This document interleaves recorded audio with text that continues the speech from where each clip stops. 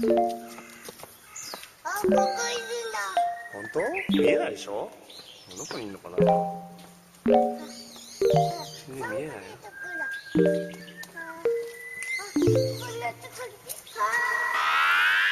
I miss you. How you doing, Internet? It's me, Danielle. I'm here live from Lobby 1 with Waypoint Radio, and I'm not really hosting because Austin's really I'm here. right It's just- here. I'm in Lobby 1, you know? I felt like I had to do the How you doing, Internet. I can't say what's good because I'm not you. So, Yeah, you know. that's fair. That's fair. I'm trying to be fair. I'm trying to be equitable. Here on April 7th, I had to look. You have to look at the day. This is what I'm saying. I hand over hosting for one day, and you almost forget the date. Not like me, who always gets the date right. You always get the date right, you know? Who's always We prepared. need to go check the evidence on that one, please. No, there is none. Dear Sorry. listener, dear listener. I don't know about that. Podcasting is an ephemeral art form, and I'm logging into our Libsyn account to delete everything. Yep, it is ephemeral. It is very ephemeral. Well, joining me today, obviously, is Austin Walker. How's it going? And Patrick Klepek. I showed up. Yeah. You showed up. You're doing good. You're ahead of the game at this point. You're ahead of the game. I'm always behind the game, but if you want to describe it that way, that's fine. I'll accept it. That's fine. Austin, you can actually host. No, I'm good. I'm good. I just had to say the how you doing internet, you know? Uh-huh. You're trying to get this Fine. new, different catchphrase through. I got you. How you doing, Internet? I'm not trying to get the catchphrase. I get just it. can't emulate your catchphrase. Push the brand. I cannot do it justice. You know what I'm saying? I do know that Austin or I are capable of emulating the DK rap, but from what I understand, Danielle, you said you would produce 40% of the 40%. DK rap for us Which today. 40? That's correct. Is it 40 concurrent, or is it 40 like... It's just 40. Do we have to 40% of defrag pieces this? from the rap. Yeah. Bits and pieces. So there's, of course, Donkey Kong's verse, which is, his coconut gun fires in spurts. If he shoots ya, it's gonna hurt. Doesn't... Okay. And then there's the verse, it's like, DK, Donkey Kong, DK. Wait, Donkey his Kong verse is here. Wait. His verse is those 2 lines? He doesn't even have 8 bars? I mean, there's more. I told you I only know 40%. Okay. I was trying to be honest about this. And then there's Lanky Kong, which is, he has no style, he has no grace. This Kong has a funny face. DK, Donkey Kong. Told you, 40%. I'm over here There are on gaps. the rapgenius.com, genius.com, Oh, good. DK rap bit here. This there's an annotator here who notes there's the line, as we take you through this monkey rap, and this genius has added, this rap is about monkeys, or more specifically 3 gorillas, 2 chimpanzees, and an orangutan. Right. Lanky Kong is the orangutan of the group. This is important for you to know about Donkey Kong 64. One of the not amazing 3D platformers of the N64 Bad game. era. Bad I game. seriously want to read a book about that because most of those platformers were fantastic and they hold up pretty well. Honestly, I went back and I played Rare Replay not that long ago. Banjo-Kazooie is fantastic. I played through the entire thing recently. Banjo-Tooie is very good. I think it did some really cool things with adventure game design. And this all wraps into a really great segue, which is the fact that, Patrick, I know you've been playing a lot of Yooka-Laylee. I've been playing some stop, Yooka-Laylee. pause. We hold on to Yooka-Laylee. I made that work, Austin. I don't know. You didn't, because there's something important I need to get out there that I said before we started. Austin interrupts your, I don't know what's going on anymore. This podcast has now No. made me deeply uncomfortable. I don't, your great segue got killed. What It was do you a have great to say, segue. Austin? It was a great beautiful segue, but, fucking but segue. listen. The weight I of need to get what something you're off my about to chest. say. Okay, I like birds. I just don't like pet birds. On Monday's podcast, I made the claim that I didn't like birds. We were talking about dogs Okay. and cats. We were having a good conversation. And then I mentioned that I don't like birds. And people on the internet were very upset at me because people like birds. And I get it. People like birds. But I don't like just pet birds. And I bring this up because I have this very vivid memory of being young Austin and having my mom complain about the birds in the yard. We had this nice yard.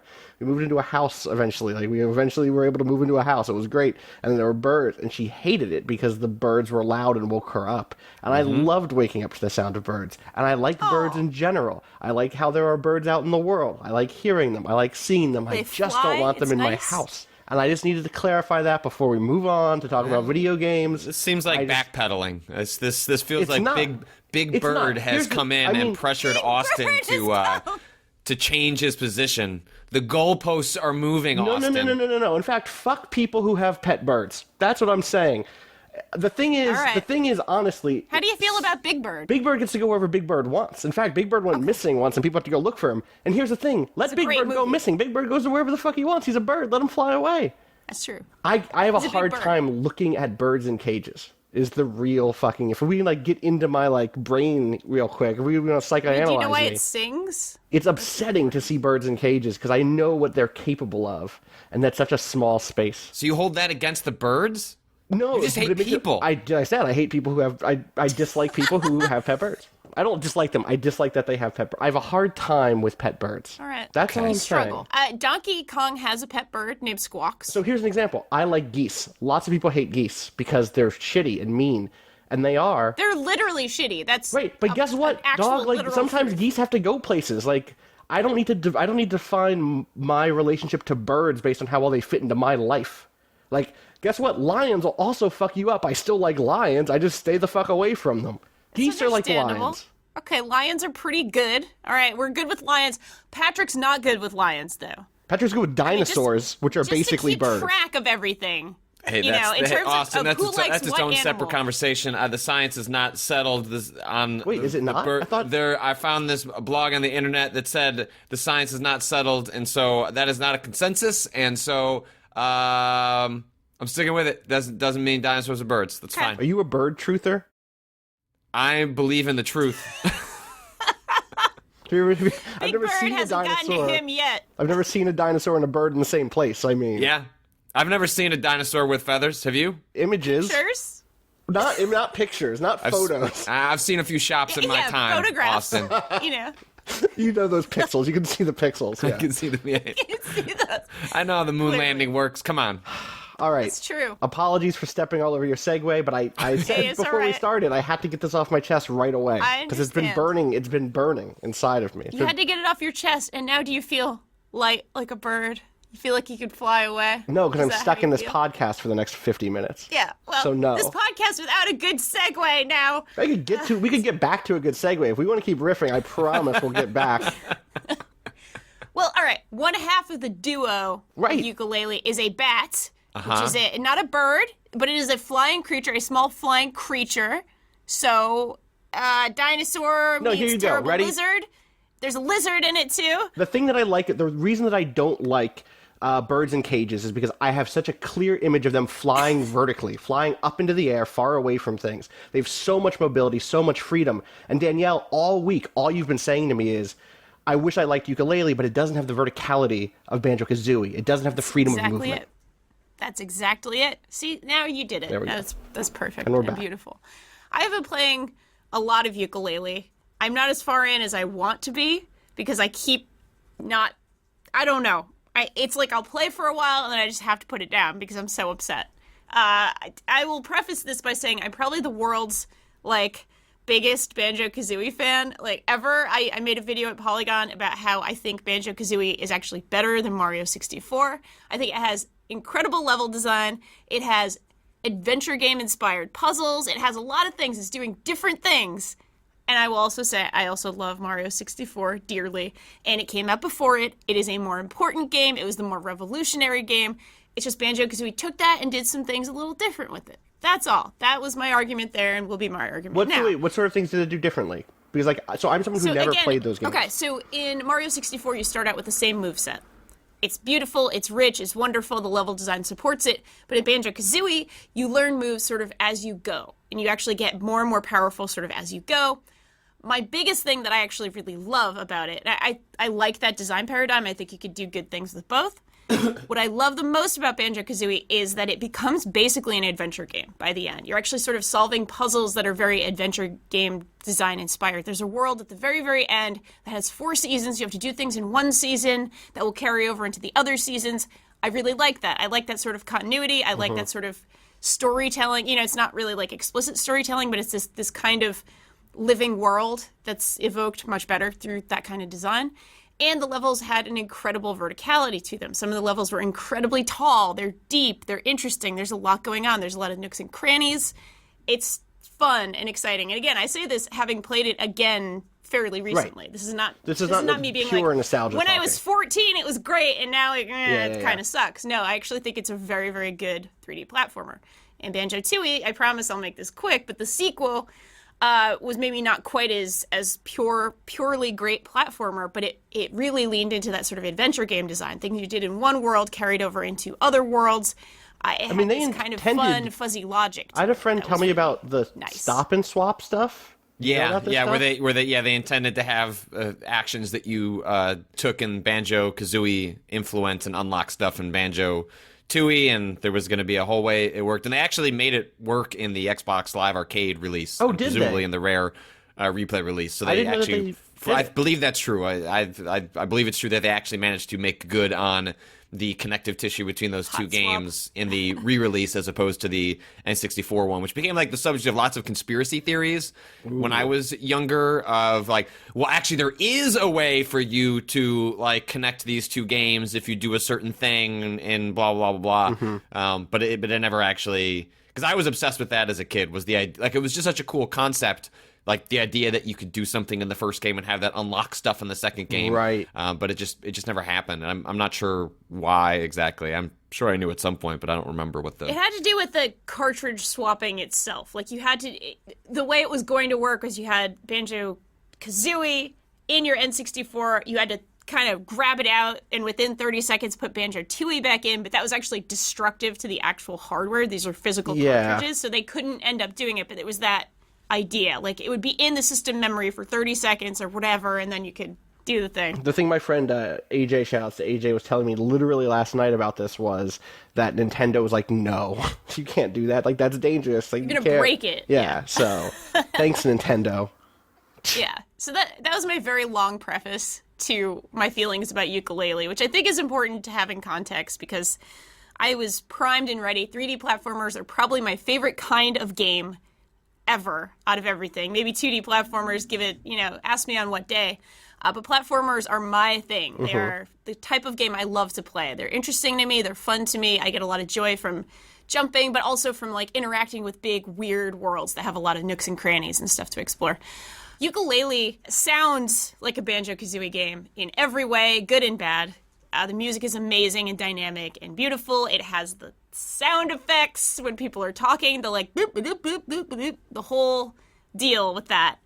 But it does not feel or play like Banjo-Kazooie. It feels stiff. The camera is a constant annoyance. And the biggest indictment so far, at least, sort of from my playtime with it, is that the levels feel flat. They feel like Skylanders levels, which are not really pure platformers. Those are honestly more sort of combat games that happen to have wider worlds. There's not that much jumping, to be honest, in like a Skylanders game. But this is without any of kind of the combat or interesting things about Skylanders. So it's kind of literally falling flat for me. And I know, Patrick, you have been playing it as well. I didn't know what your thoughts are on Yeah, it. I played like the first 90 minutes. Like, I am not going to touch your Mario 64 versus Banjo-Kazooie argument with a 10-foot pole, but I will say that this on now. Wait a second. No, I distinctly remember being annoyed about this argument and never knew you were the one that was the one peddling it over my fault. Polygon. It But was we're gonna 100% my we're just gonna fault. leave that be. We're gonna leave that All be right. because I was a huge Mario 64 fan and also a huge a Banjo-Kazooie fan, and for all the same reasons that you're talking about, like the expansiveness of the world was was a huge part of the appeal. Is that every time you went into a new area, it was just like awe-inspiring for how much you could explore and how much you were rewarded for kind of poking around, as opposed to Mario 64, which is a much more sort of directed, goal-oriented experience. Even if that took place in areas that felt wide, it was actually kind of narrow in terms of what you were accomplishing as the player.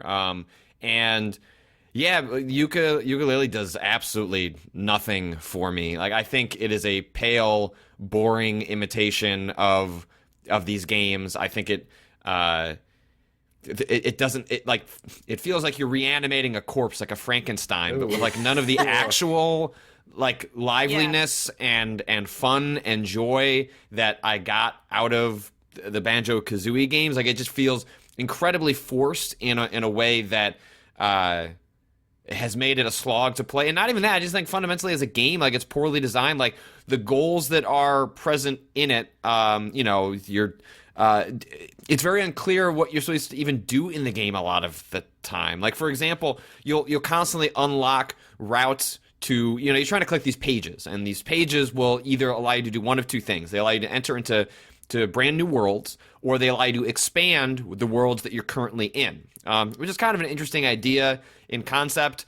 I would have preferred the worlds were just fully unlocked to begin with, and so you could just explore at your own leisure these giant spaces, as opposed to being told like, hey, come back when you've gotten some pages and this world will be larger. But even that, all that said, like there are sections in the game that I found where I've clearly run into sort of like a puzzle or a combat area or some sort of thing that will allow me to get a page, but it's not clear if I'm even capable of accomplishing the task. Because one of the things this game does is that it has you buying move sets from a vendor, and so he, by the way, is Trouser the snake. Right, Trouser snake. Yeah, Trouser the snake. Trouser snake. Yep. And Trouser so like snake. I've had multiple sections where it's unclear to me if I'm just I have not figured out what to do, or I don't have the move to actually accomplish the task, and the game does very little to communicate whether you should, it doesn't like, there's not like a creature comes up to you at the beginning and says, hey, buddy, like, make sure you've got, like, this, or else you're not going to be able to do this. Like, instead, I end up wasting 20 minutes futzing around with something, not knowing if I'm actually able to accomplish it. Is it just a list of moves you could buy in whatever order you want, or is it like one at a time? How would you know which ones would help you unlock different areas?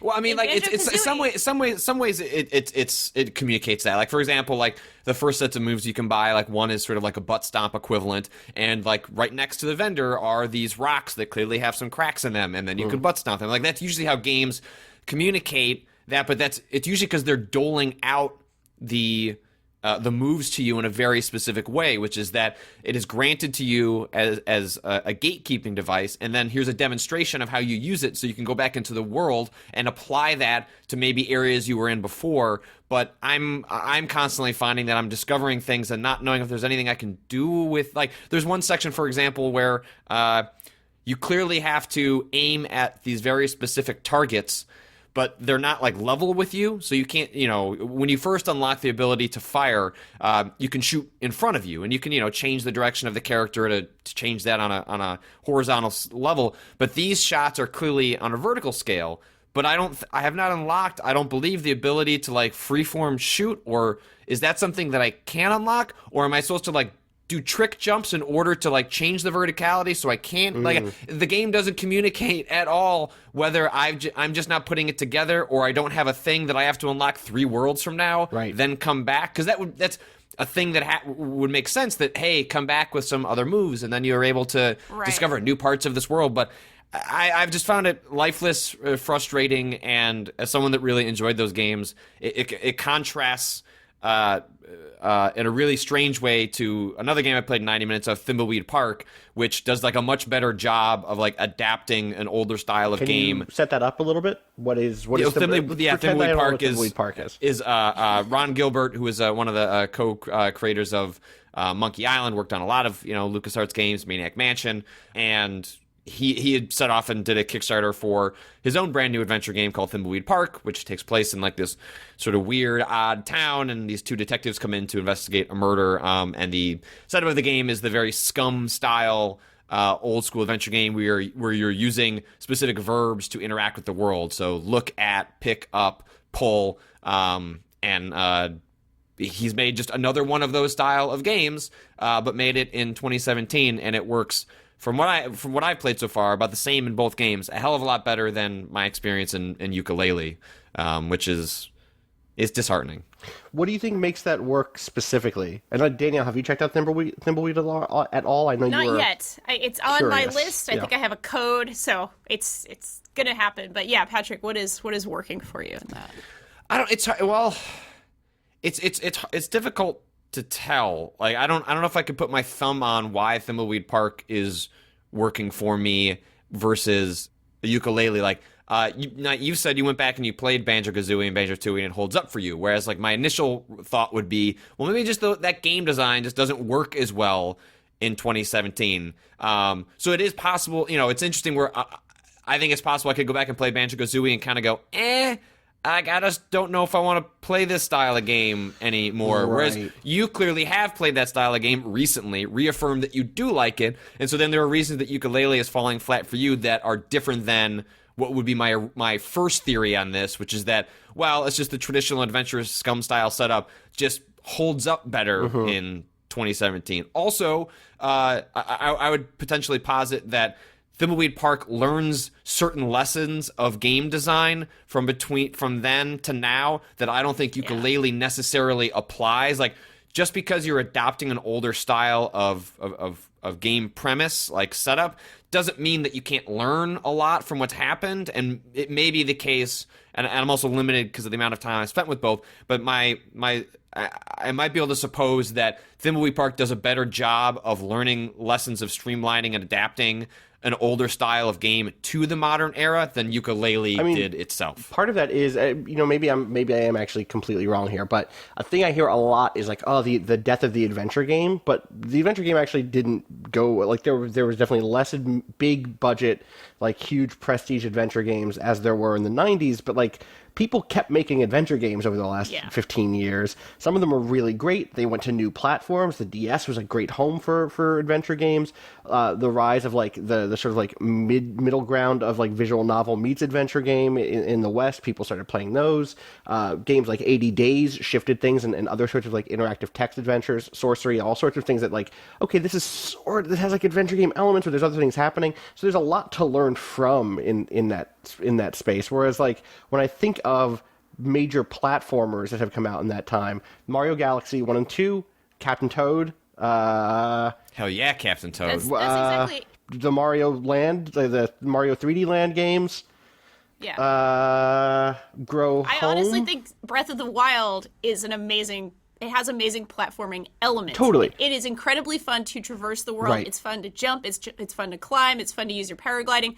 I think 3D platformers can be done beautifully and wonderfully, and Captain Toad is maybe one of my favorite Wii U games, honestly. Right. Yeah. It's great. It's a 3D platformer that doesn't use jumping. It uses other types of traversal. It uses more camera setups. It uses all this other stuff. But you're essentially traversing and solving puzzles. You're doing the things you do in a 3D platformer in that game. I guess I'm curious, like, am I completely off base in feeling like part of the thing here is that, the team that made Thimbleweed Park got to look at a wide range of adventure games and say, okay, what did they do right? How did they streamline?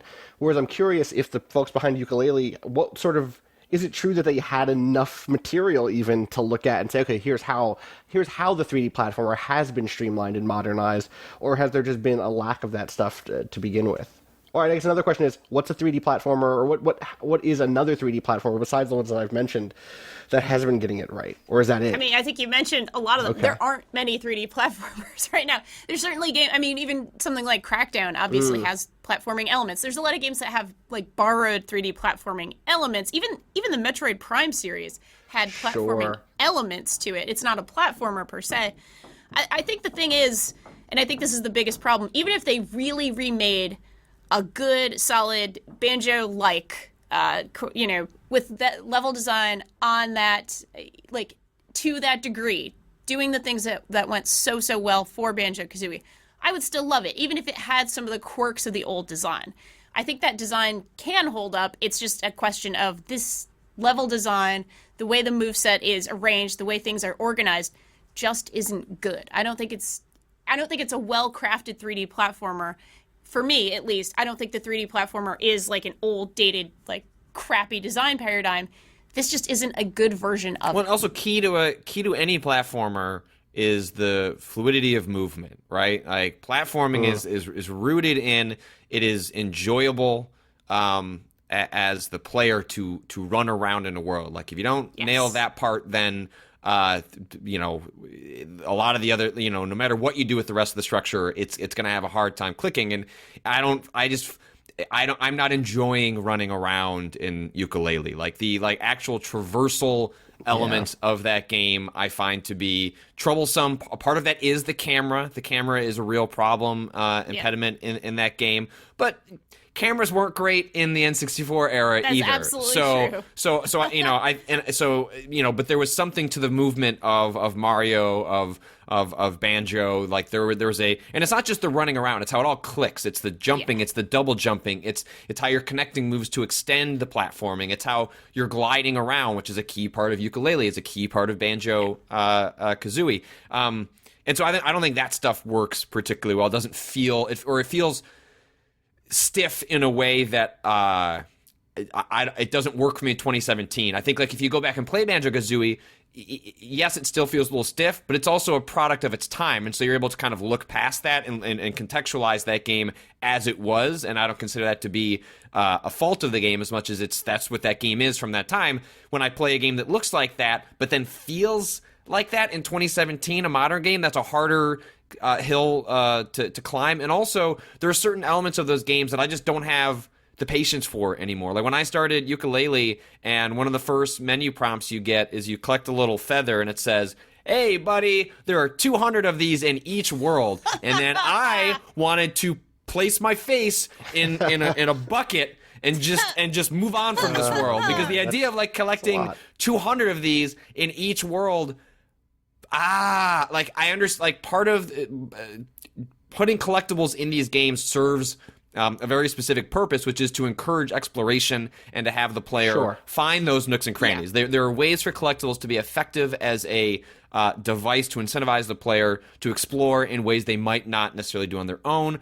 But like when I saw that number, it gave me the flashbacks to games like Donkey Kong 64. Like that was Donkey Kong 64's like, it had a lot of other flaws, but like one of its biggest flaws was that it was the apex of collectathon, when it was just like, you know what makes a game good? Collecting 300 things. It's like, no, like that's not what makes these games good. And that's like that's a lesson that I want. Like, you know, when you play Mario Galaxy or 3D Land or 3D World, there are collectibles, but those collectibles are incentivization to do specific tasks, to play the game in a certain way. They are not something to give you filler in order to kind of gate you from doing certain things. And like to that end, I'm fairly confident at this point I'm not going to make it to the end of Yooka-Laylee, just because there are so many games out. So many games. There's a different year where, even though this game isn't clicking with me, you know, when I've advocated in the past for playing, you know, mediocre or flawed games, this is kind of the exact sort of game I would like to sit and dissect and spend more time with to better understand why it doesn't work for me. I just don't think 2017 is the year that I can, or at least this point in 2017, I can find the time for that. But yeah, I don't know. I mostly it bums me out. It might be interesting. Yes. It might be increasingly true that we don't have the time to play mediocre games, because there are so many good ones generally. This year especially, right now, we've had a really great run of big budget AAA games that are all like, many of which are really fantastic, or at least deeply interesting. But like, there's something new on Steam every week if I can if I can dig through it. And I can find something that is worth my time every day. And that is new. Like that has been a change in terms of accessible, you know, easy to find good games in a way that like 3 years ago I probably couldn't necessarily do. There did feel like there were dry spells 3 years ago, and there are still dry spells of big games now, but like, I don't know, like there's so much I still this month we're going to have, Flint Hook comes out in a couple of weeks, which I don't know if it's good, but the demo I played was fantastic, so hopefully the whole game is good. Signal of Tolva is about to come out, which we've had on the show a couple times. Like there's all sorts of little stuff that is really interesting, and like, sorry games that are like kind of I just don't know that I have the time for you anymore. Yeah. Sorry, I don't have time for you, man. It's tough because I do respect the notion of like, I want to dip my toes into something that I don't think is. I mean, what the fuck am I talking about? I just beat Mass Effect Andromeda, which is a game I did not like that much at all. I was gonna say, Austin, Yooka-Laylee's maybe 10 hours of your time, as opposed to Mass Effect Andromeda, which was 70 hours of your time. You know how many bad 10-hour games you could have played? I know. 7 of them. I've been playing Nier. Speaking of good games. Okay. I was going to say, bite your tongue, Austin Walker. No, I'm in Route C. Is Nier Minute. Welcome to the Nier Minute. Nier Minute. Yo, that game. It feels like that game just started, Patrick. Yes, Route. Yes. Route. Route B is when your eyes begin to widen. It's like that meme about your whatever they call that meme where your brain is slowly exploding as you learn new things. Yeah, 4 minds. Like you are on the third mind. I'm right there. And you're on your way. What's interesting about that game, if I can just briefly hijack this, if I can hack into this conversation. You can hack right in, Austin. I was talking to a friend about this, who is a game critic and academic, who was like, I'm like 6-7 hours in, and I see what this game is doing. I get it, blah blah blah. And this is not like an uncommon thing. The sort of like, no, you have to at least get to ending B. Like that's a sort of thing. But I have a different. Here's the way I ended up pitching it to him was this, which is I said, like, listen, Frank, you and me, we both have a history with like character action games. We both have a history with stories about robots and sad robots, especially. Like none of this is new for us. But what Nier does is it uses its first 2 routes to introduce new people to a lot of these concepts that lots of games and movies and short stories and books have explored about, like, robots and consciousness and machine consciousness and what counts as human. All that stuff in the first 24 hours or so of the game. 20 hours, I don't know. I did a lot of the sides. I did all the side stuff I could. Yeah, so did I. If it sets up, it says, like, hey, if you know these conventions already, guess what? We're going to give you a pretty cool, fun, like, romp through those things again. Here's a sad robot. Here is questions about what counts as human. Here is, questions it's like if you haven't been, like, reading Philip K. Dick and, like, are well versed in, like, the critical dissection of Blade Runner. Exactly. Which that's a lot of people aren't. Like, a lot of people are vaguely aware of sci-fi tropes, but haven't seen them displayed in the way that Nier does. It's basically like priming you for like, for the deconstruction, the deep dive that comes in. I'm like partly into the way of C, but even through B, it starts doing it. And so, like, route B, that is. And so like, I really like that notion of it. It's like it is both a 101 and a 102 course, if that makes sense. You know what I mean? It's like a 101 and then independent study, and like that's like awesome. Like that's so good. Like that's a cool way of doing this. I kind of, part of me kind of wishes route A and B were the same route because I want to get into that, but that's just because I know I'm familiar with this stuff already. I do want to just jump into route C. There is a way that the game could have been streamlined, but I also, people have heard me time and time again rail against games for wasting their time. I do think the time, like, there are ways that they could have streamlined the routes A and B together in some way, but I think there's also an argument to be made for where the game ultimately goes for really being methodical and spending time with those thoughtful, characters. And and like the fact that you are retreading certain things is purposeful and meaningful for understanding the scope of where it ultimately goes. So while I think there are ways it could have been improved, I also I don't think this is a game that is it's not filler. Like even if it could have been done better, I think the approach they took was with the intent of making sure you are fully prepared for what it ultimately wants to do and talk about. That wouldn't be possible if it was, too streamlined. Right. Yeah, I'm very happy with it so far. I'm excited to get into the meat, as it were. There's we have to have a spoiler cast once I'm done. I'm going to try to get through it maybe this weekend, and then we can do a special thing. Good. Because it's really special. It's really a special, weird thing. So that's. And I'm glad it's selling well. Like, I'm not usually someone who sort of gets on the sales train, but I am now on the Yoko-Taro Express. I want this man to do whatever he wants in the future. And so I was legitimately excited and encouraged by the fact that it seems to have sold 1 million copies so far. I don't know what their expectations were, but if I have to guess, they were pretty modest. And the fact this game came on Steam was super smart, so that the game could find a wider audience. And so even though I'm not usually a salesperson, I do. It's we always want to encourage creative folk to get a chance to make the stuff they want to make, and I'm deeply excited that Yoko-Taro is finding a wider audience and success, and clearly he already kind of makes what he wants to make, but maybe that'll be even more the case in the future. Here's hoping that whole team gets to do some cool fucking shit. So if that partnership could just keep up, like Yoko-Taro can keep working with Platinum, like that would be a dream. Totally. Do y'all want to go to the bucket? Let's take a little dip. What's a number? That's route E, 77. right? That's the final route of... Yeah, it's the deconstruction of man. What is the number? What number did you just give us? 77. 77. Tim is in the room. It's the year the first Star Wars movie came out. I don't know. I see. You know, I was feeling like that. Yeah. Tim Barnes. Tim Barnes 451 on Twitter. Hey, Waypointers. Emilio from Puerto Rico here. Here's my question. What game or developer is the Velvet Underground of video games? I'll explain. I remember a few years ago when Lou Reed died, there were many eulogies that stated how influential he and the Velvet Underground were in inspiring other artists and how that would be his legacy more than his individual success as an artist. So basically, what games or developers more recognized for their influence than financial or critical success? I initially thought Far Cry 2 for this honor. What did you think? I love Far Cry 2 a lot. But I don't know that that's where I would jump. I think my answer to this is actually really basic, which is like, it's Mario. It is going to be some of the big games that people grew up with and thought like, oh man, Doom. But, yeah, totally. And I think in this next generation, it'll be Minecraft. It's the thing that like not only inspires you to play games, but then to start modding it and thinking about how to make stuff. That's my gut, which is like not as interesting, right? Those answers are not Lou Reed answers, you know? I wish it was... he's basically trying to argue is there some, obscure indie designer or game that secretly influenced a lot of things people love now, but like premised in that is that the band never got popular, right? Or like popular in the way that we talk and think sort of like about broad. it, right? And I don't know that's...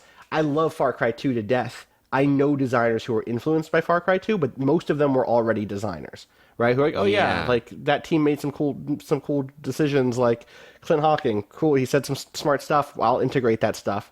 I don't know, the other analogy that this always reminds me of is like the Pixies, like didn't sell 1 billion records, but everybody who heard them went on to make a band. And so like that's kind of what I'm thinking in this similarity, but maybe that's not true. Maybe it is just like who influenced other people who are already in this space. Can we do a looking glass irrational thing that's here, actually maybe? It, because right? that's a closer... Maybe I know, but they're not unsuccessful, but No, but System Looking Glass Shock was definitely that's you know what it is? It's before System Shock. It's Ultima Underworld, right? Which is the first person RPG that includes that invented mouse look. There wasn't mouse look before Ultima Underworld. Inventing mouse look allows you to start thinking about environmental storytelling, interacting with things in the world that goes beyond. It was the beginning of the immersive sim that would essentially crescendo with Deus Ex. So essentially Warren Spector. right. But even there, you don't get BioShock without that. You don't get, but you also don't get Far Cry 2. There's all sorts of stuff in that space that is all about this is a whole world that I can look around and interact with. I think that, and I bet a lot of people could coin Mario. Not a lot of people could coin Ultima Underworld. Right. Sure. Yes. A lot of people who love BioShock what they would point back to as influences would be. Right, like Doom, maybe, right? Like, oh, that's how we got to BioShock. It's like, well, it's not wrong, but not the actual sort of line is like a clearer path to Ultima Underworld and Thief and Deus Ex like and System Shocks and all that. Yeah, I think that's a good answer. I think Ultima Underworld is a good answer. I think so. There we go. Whew. we got to something cool. I like that one. I'm happy with that one. It's rare that we get to a definitive this is the Waypoint answer, but. Let me the give Waypoint a number. definition. Today the Brooklyn definition of that. 82. My eyes are closed. Danielle, 82 is good. Take a look at 82. All right, I'm gonna look at 82. Sorry, I didn't know that was a Danielle look at 82. Yeah. I'm slow on the uptake here today. 82 is a great number because it was 2 years before I was born. Okay. That's one way to get numbers. Trying here. Okay. I got. There's a great. I'm sure. Blade Runner came out in 1982. There we go. Okay. Hey, I'm trying. I'm working for it. Here it is. This comes from Dylan. Not our Dylan, but another Dylan. Dylan Coburn. I Got assume. it. Dylan writes, hey all. Some of my favorite memories in video games involve some form of jank. Examples include killing the Fight Master in World of Warcraft, warping newbies to the endgame boss in Ragnarok Online, or exploding a warthog across the map in Halo. Do you think modern games lose out due to their high level of polish? From Dylan. I think we still get a lot of janky games. That's my I think you just gotta look on YouTube And you find plenty of people doing fucked up stuff And with Steam. video games in 2017. There's lots of jank out there right now. And, Like, if anything, it's more enjoyable as fidelity increases and as developers try and put more and more restraints on players, because then when it all breaks, it's like even more glorious. Like Assassin's Creed Unity is a great example of this, when all the faces would fall apart and certain modeling wouldn't kick in, and you get this nightmare fuel as you're playing the game. And The Beetlejuice eyes and tongue kind of thing. Yeah, and it's Right. like that's this amazing part where you see this deconstruction of the game, and the jank takes over in a way that clearly probably didn't make them happy. I will say that I think we should be generous with Dylan's question, because what it seems like Dylan was really getting at was not like glitchiness, not bugs, like not just no polish, but specifically behavior actions that you can take because of exploits and like gaps in the programming and in the design that let you do things you shouldn't be able to do otherwise. And I still think that the answer, the unintended. There's a term for this, and I can never grasp it when I need to. But like it's not emergent play. There's some term that's associated with this. That's a wonderful term, and you've failed lost it. in my That's duty okay. to find it, That's but- good though. That's fine. But we know what we're talking about. And I think even that, also we have these days we have more games that like recognize that and encourage it. incorporate and encourage players to actually bend and break, and so it actually like what used to be breaking the rules has now become like the rules in a certain way. Not for every game, but there's a certain design track that is built around this idea of let the players do whatever they want, and that's the whole point. totally. Yeah, for sure. Do you guys have a favorite type of that thing, or? It's going to be hard for me not to say Breath of the Wild right now, because it's filled with that stuff, and there's so many stories I have. But it's a great example. It's a great so every good. day on Twitter there is something else that someone has done, like the one I saw yesterday, which I'm sure is old news for a lot of people, but where they managed to construct this craft where they put metal underneath a box, and then they could lift the box with the magnesis tool, and they could just fly themselves anywhere in the world. Amazing. And I was like, that's and that's a great example of what we're talking about. Of like, yes, is that what they intended? No, but also yes, But it also is what yes. they Yeah. intended. But they let you do it. Yeah. And the only indication you get that you're actually bending their expectations is that when you are doing things like that, the world can't load in properly. Yes. So it's like you actually are getting a recognition through the game design of the limitations they thought were going to be part, like they would have had more of the world load in if they really thought players are going to be constantly finding ways to subvert it and allow them to fly to the top of the game world. But by actually seeing that hitching, you see concretely where they put in the limitations, which is itself super fascinating to see where the designers themselves thought, okay, this goalpost is fine here. They, will allow them to play within X part of the world and exploit X part of the world, but we're good otherwise, to encourage like a smooth player experience. And then immediately when you see stuff like this, you see the limitations they put in place, and then watching the players kind of just walk right past them. There was a video going around of someone who, by using the paraglider, stamina potions, and bomb arrows, there's a challenge where you have to see how far you can paraglide. And he paraglided for like 11 minutes from the middle, like west of the map, all the way across through like the volcano area and back down to Eventide Island. And went like 7,000 meters or something, right? Like went 7 kilometers by doing this trick, because he just kept creating updrafts. And that was like part of there's like a mini game where you can do that to get money, right? And he did it, and it went on for 11 minutes, and it zips him back to the guy who runs the mini game. And the guy's like, "Wow, I've never seen anybody go that far before. Here's 100 rupees." And it's like, "Oh, you didn't anticipate. There was no like super long distance like reward for that, because you just never would have guessed that someone would have committed to doing it that way." I'm sure people in that dev team did break the game in interesting ways, and then they had to do the thing of just like, but that's like 1% of 1% of players is going to do this. Fuck them, like let them deal with the load in. And it is true, but what's also different in the modern era is that it's shared, right? So jank used to be something you told your friends about, or like on the playground or on your BBS board. But these days, it's a Twitter video that gets shared 15,000 times. Like it's just like, so now which is both a lot and nothing. That's the thing that's crazy about it, right? Is like, that game is going to It's sell. still a tiny percentage of players. Exactly. Like, that's the thing that I think about a lot with us is, like, our hyper-aware, games sphere is still, in a way, a little backyard or a little recess, Sure. Area or whatever. What are those called? What are recess areas called? Playground. Playground. In academia, we call them those recess areas. Recess areas. Play squares. Our play Yes. square. Play square. Oh my I'm god! trying in to this explore the play podcast. space. Play space. Yeah, it is play space, Oh, right? That's good. what I'm it glad is. we got there. Good. I'm about to go give an academic thing, so I have to get in that mode anyway. Good. If you're in New York, you should come to Theorizing the Web. It's happening in like 3 hours. It's happening now, but my panel is in a couple hours. All right, I think that should probably do it for us. Danielle, do you want to take us out since you're hosting? I mean, I could if you want me to. I don't know. Are you gonna kill my segue again? We'll see what I think about birds. I don't know. Maybe if I do Are you bird gonna thoughts. break the beak of my segue? Is that what's gonna happen? That was a reach.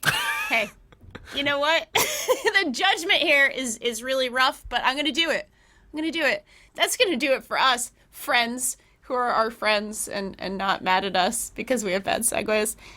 You can, of course, find us online because you're watching us online. Obviously, we are at Waypoint on Twitter. We are Waypoint Vice on Facebook. We also have an Instagram. I think that's just Waypoint. Danica knows that one. Maybe it's Waypoint Vice. See, I'm doing such a great job. So where can we find you, Austin Walker, on the internet? Austin_Walker on Twitter.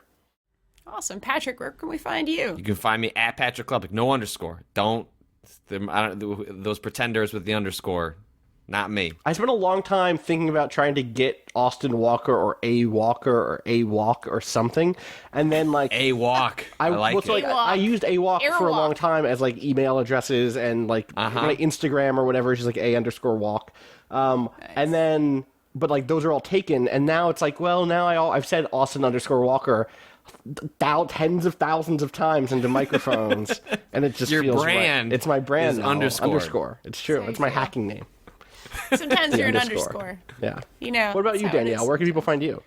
You can find me, Danielle R.I., on Twitter. You can find all of our writing at waypoint.vice.com.